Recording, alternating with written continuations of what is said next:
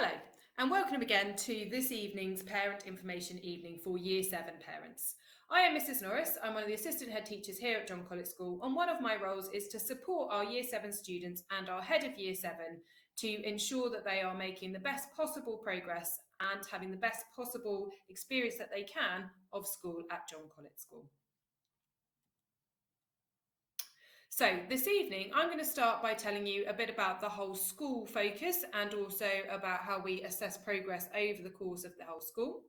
And then Miss Simpson, who is the new head of Year 7, is going to take over and tell you a little bit more about specifically how you can support your son and daughter in Year 7 to make sure they make the best positive start at secondary school.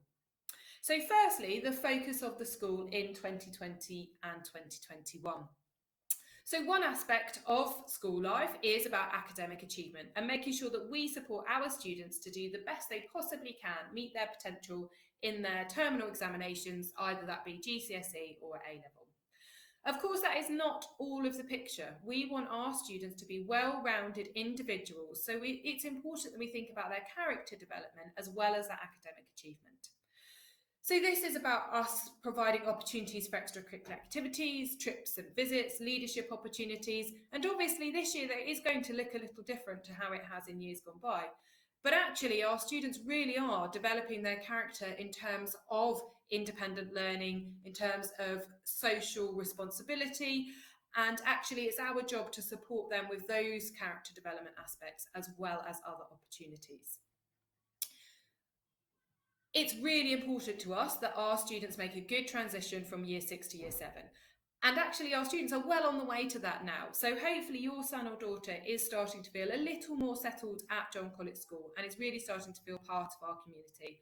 But it is still early days and we do know that. So things will change and there will be new challenges as they get further on through their school life.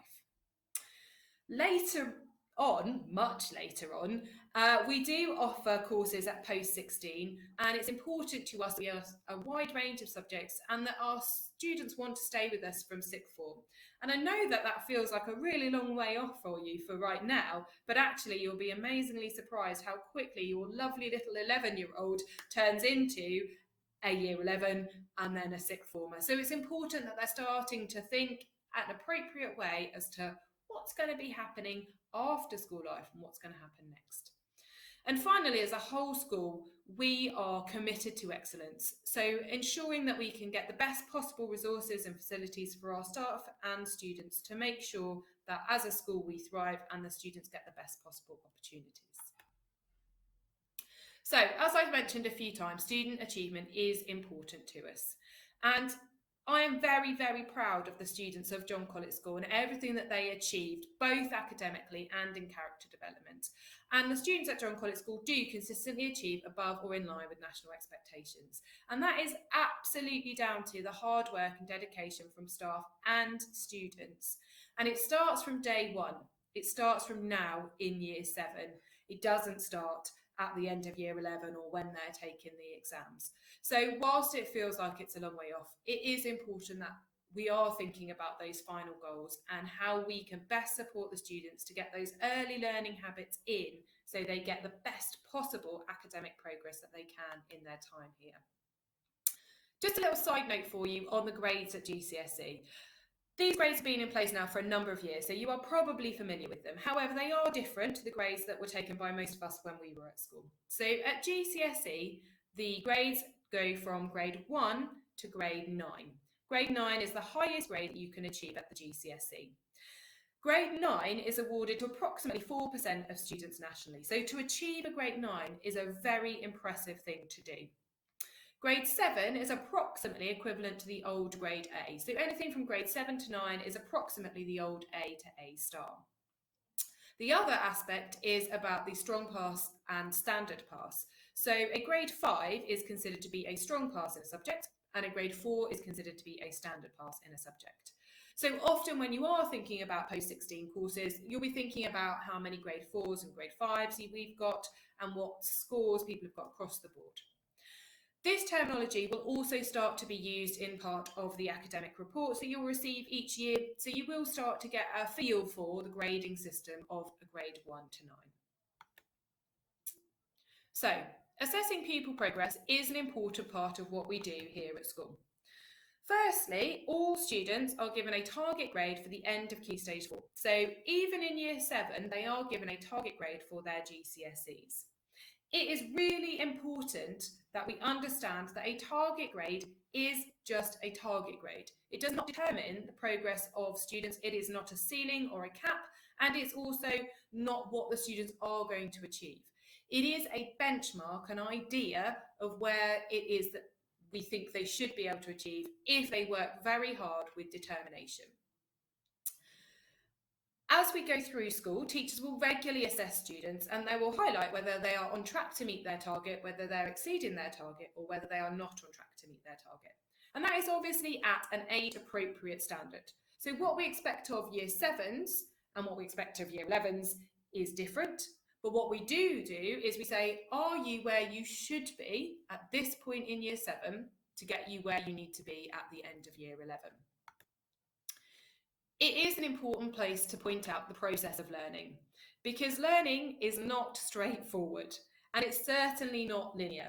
So we don't expect students to just come in, start learning and make progress in a linear fashion, because actually things happen in our lives and in our learning which affects the way that we learn. So the first thing that might happen when you're learning new skills or a new subject is there might be some plateauing. So that just means that we stay where we were for a little while. Now, we know that this does tend to happen at the start of Year 7 because students have so much to concentrate on in terms of getting themselves settled in, finding their way, working out how to do homework, organisation, etc. It's perfectly natural that learning can plateau.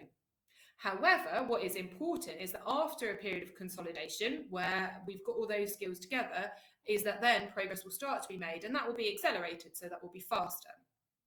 There will be other points in your child's life and learning when things do change.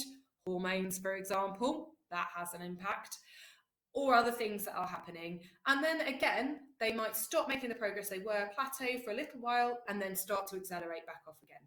And for each individual student, this happens at different times. And what is important is that we are aware of how your child is getting on and that you are aware of that too.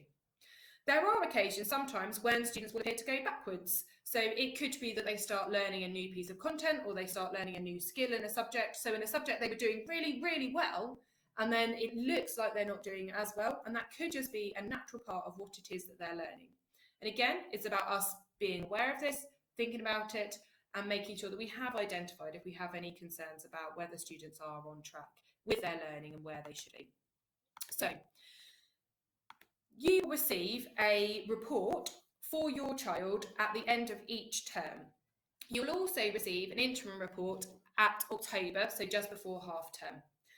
The half term October report is just looking at attitude to learning. So attitude to learning is like your effort grade. If a student is given a good or exceptional attitude to learning, then they are meeting the expectations of the teacher in the lesson. They should be congratulated. And we would really ask you, please, to spend a little bit of time with your son and daughter, taking a look at their report and saying well done where that is deserved. So with the good or the exceptional attitude to learning. If they've got an attitude to learning which is inconsistent or unacceptable, then it means that there are things that need to be improved. So it could be about organisation. Can you help them making sure they've got their bags packed or their homework? It could be talking to them about behaviour expectations and about how we can work together as a team so that we ensure that we don't have these inconsistent attitudes to learning. And this is where the school-parent partnership is incredibly strong. If we talk to each other and you help us in supporting with the attitude to learning, then the progress will follow. From December, at the end of the autumn term, you will receive what we call a student progress, and it will just indicate whether your child is meeting the expectations for their target grade, exceeding the expectations for their target grade, or below the expectations for their target grade. We do give aspirational GCSE target grades for each subject. This year, they will be based on both data from the CATS tests, which we did early in Year 7, and also for the teacher assessments from Key Stage 2. It's really important to know that if it says it's below expectations, then that does refer to the target grade of the student. So they're not where they should be right now to achieve that 6, for example, at the end of the GCSE. Of course, that doesn't mean they won't get there. It means that they're not where they should be right now. And there could be a multitude of different reasons why that is. So it's really important that we communicate with each other. So we think that if we work together and talk to each other, then we can support our students, your sons and daughters, to ensure that they make the best possible start at John Colet School.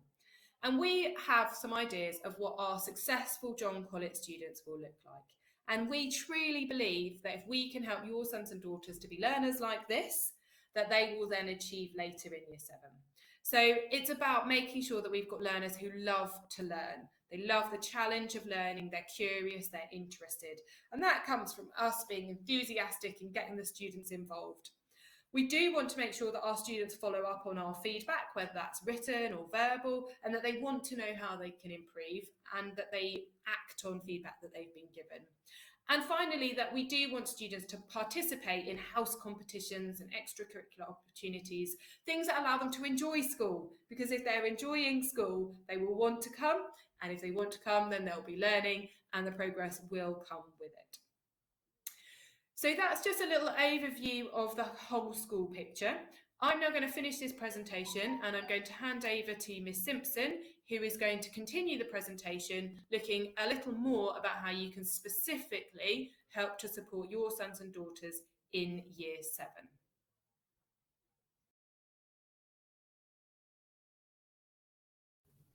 Hi and welcome again to Year 7 Parents Information Evening. I'm Miss Simpson, Head of Year 7. Success starts at the beginning. So what are our 3 rules at John Colet School? We expect students to be ready, respectful and responsible.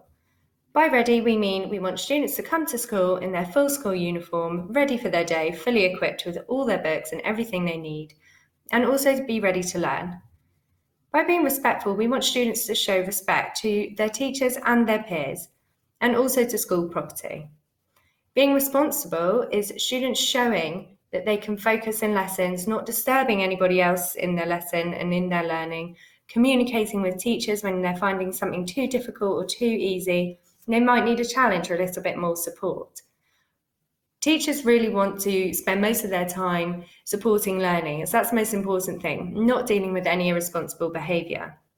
We love to send home R1s, and it's such a great thing to do, and it also means that we can communicate with you parents about how well your son or daughter is doing in school. So we do ask that parents reinforce our expectations of behaviour at home. So we always want to support your child.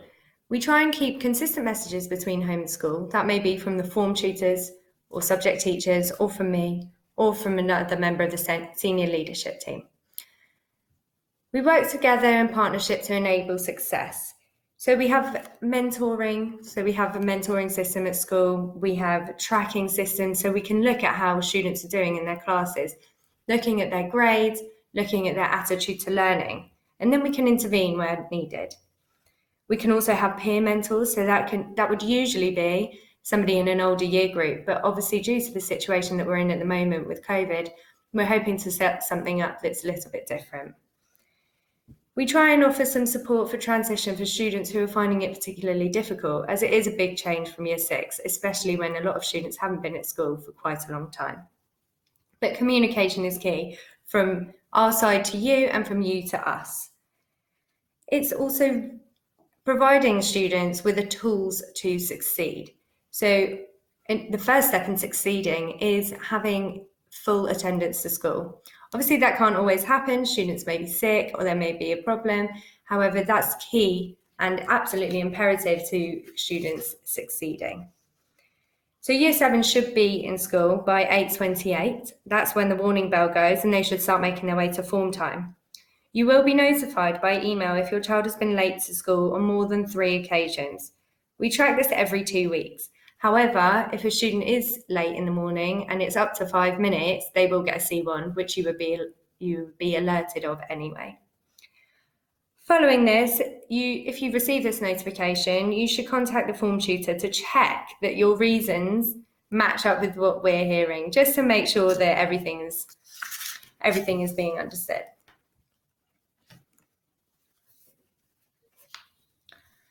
It's really important that you have a look at our John Colet School website. On here, there's loads of different sections that you can have a look at, including a wellbeing section. So this is really important for students to look at, especially at the moment where there's a lot of concern and a little bit of nervousness of coming back to school after such a long time. There's also a tab on here called What's On. So you can always check what's on the school calendar, see if there are any evenings that you need to check, that you need to be at, or any events taking place, and everything will be on there.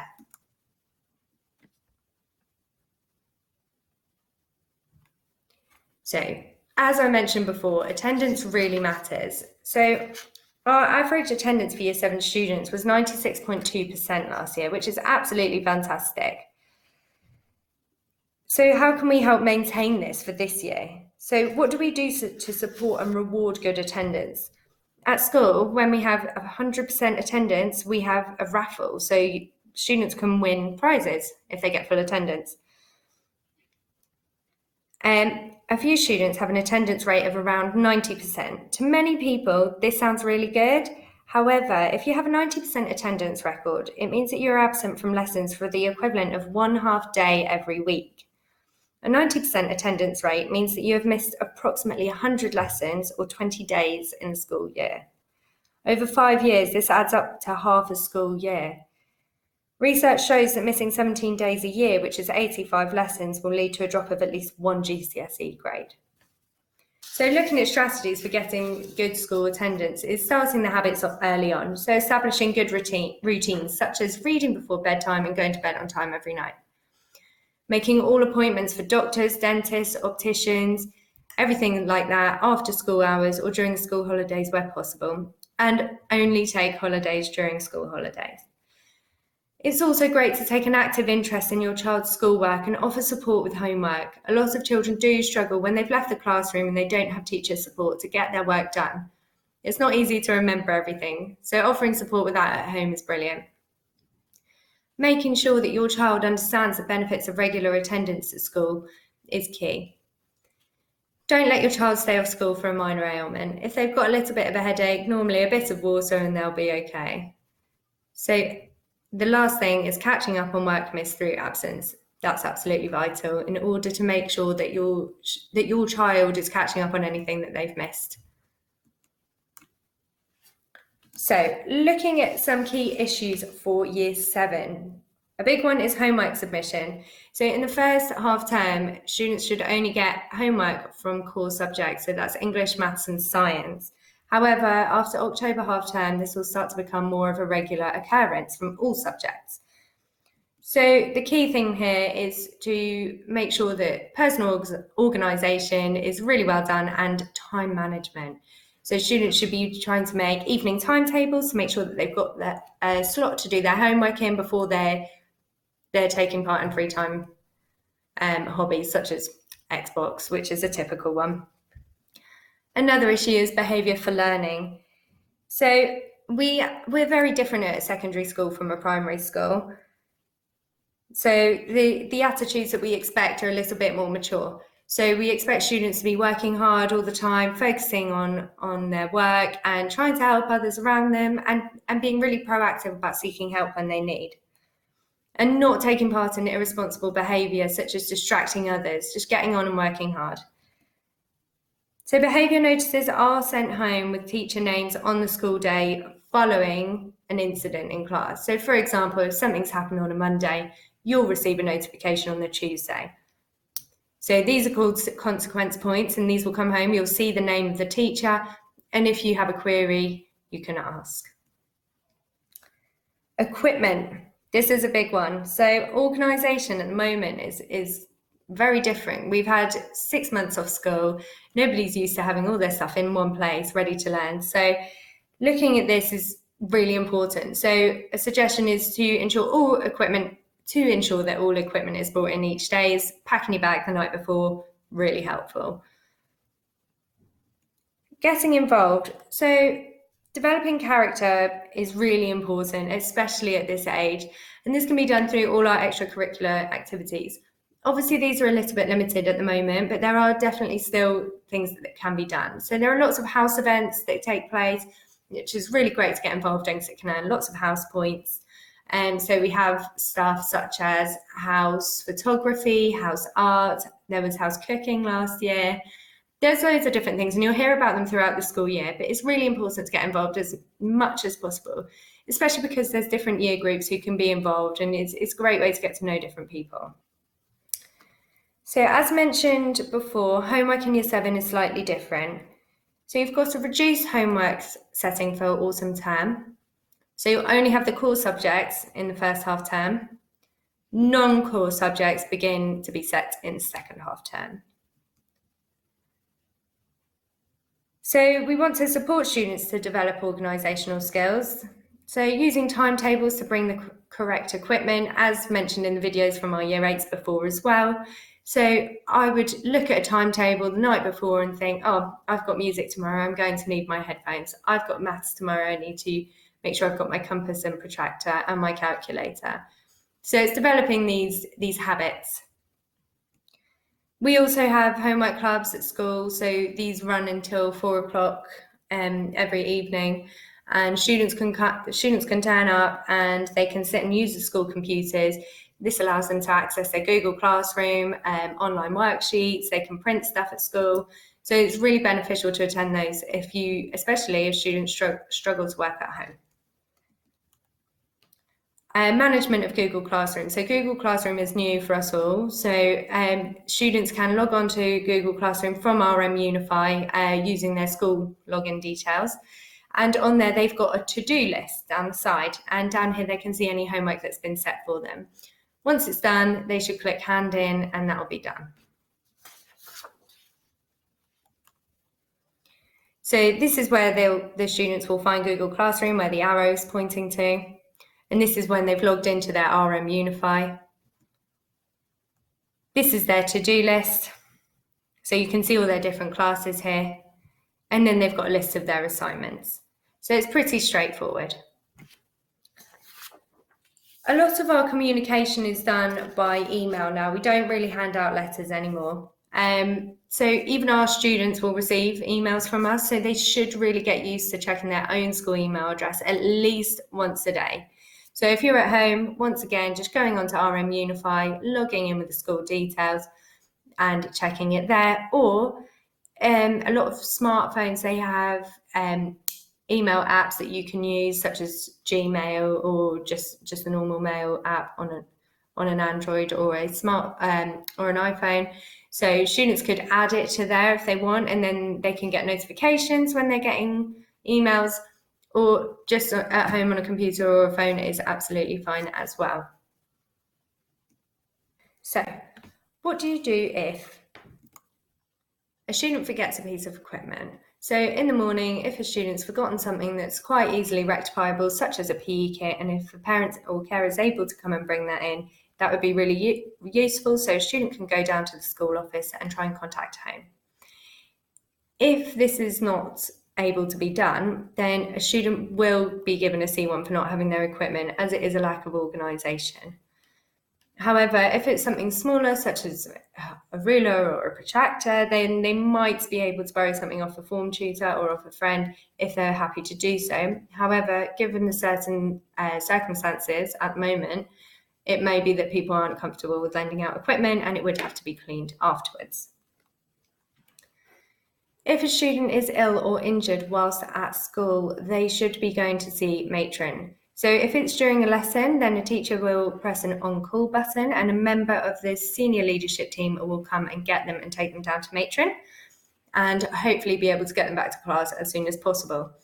If it's more serious, then parents or carers will be phoned and asked to come and pick up the child. If a student's too ill to come in school, we do ask that parents and carers contact school as soon as possible.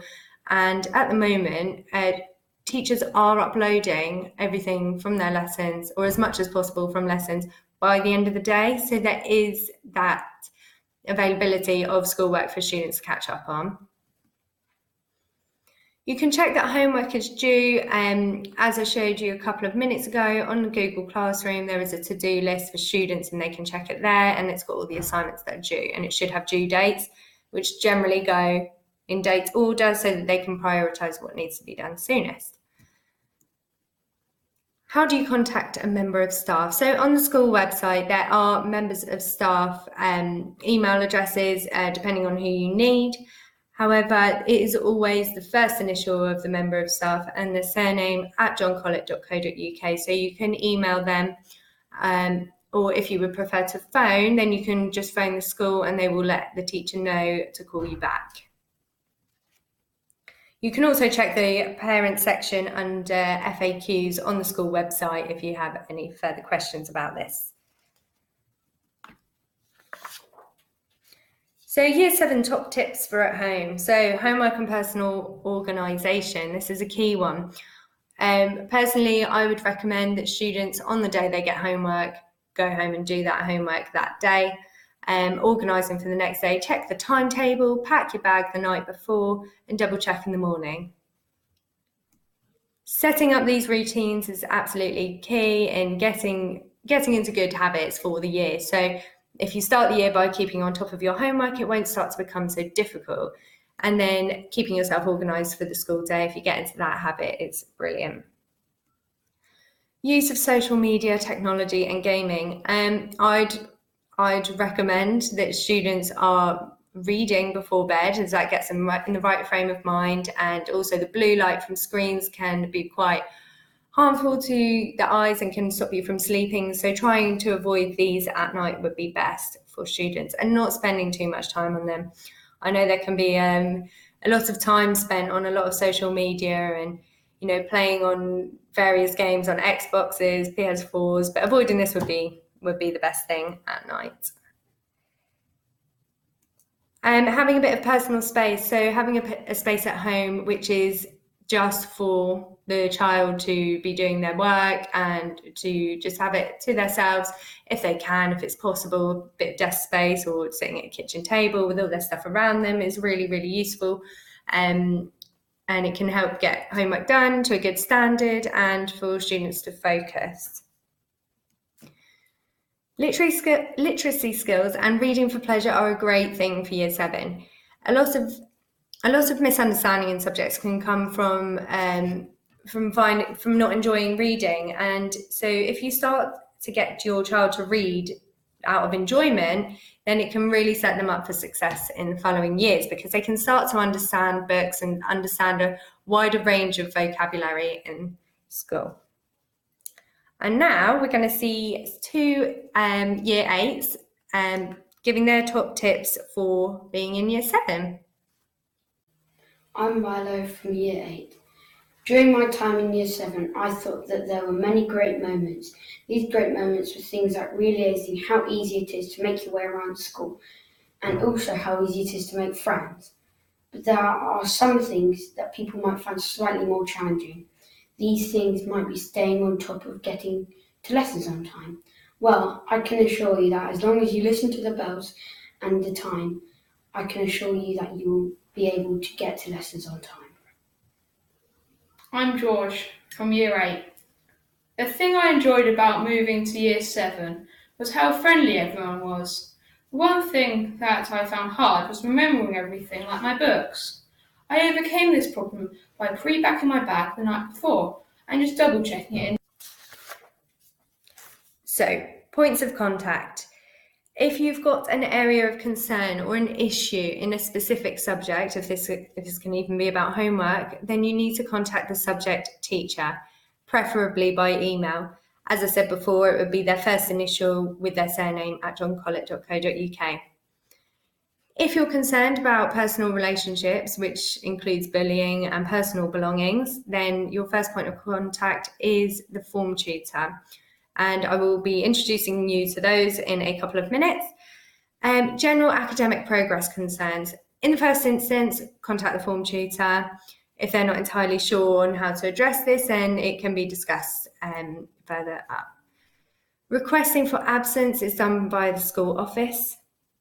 Travel to and from school, that's done by Bucks County Council's school transport section. So this can be for all issues concerning fares, routes, travel passes, conduct of bus drivers and condition of vehicles, and we've got the number there for you. Please only contact the form tutor regarding student behaviour, nothing to do with the buses, please. Sanctions, so if your child receives any consequence points, please contact the teacher who issued the sanction. It will say that on the email with the consequence point. And if you're concerned about behaviour, once again, the form tutor is the person to go to. So on occasion, the person you initially contact may pass your query or concern onto a more appropriate member of staff. They will communicate this to you within 48 hours so that parents and carers are aware of who's dealing with your issue. If your issue or concern remains unresolved, parents and carers are invited to escalate their concern in the following manner. So if it's in a subject, go to the subject teacher and then the subject team leader, and then it would be the senior leadership team and then the head teacher. If it's pastoral concern, start with the form tutor, then you can come to the head of year, then to senior leadership team, and then the head teacher. Please don't reply to the in touch messages that come out to you, as they go to a centralised area. So email the teacher whose name appears in the email. There's also these student support officers. So these are two teachers who work downstairs in an inclusion unit, and they're really good to contact regarding any concerns in the playground or any friendship issues. They're really, really, really useful to know. So students can go and see them at breaks and lunches as well if they have any concerns.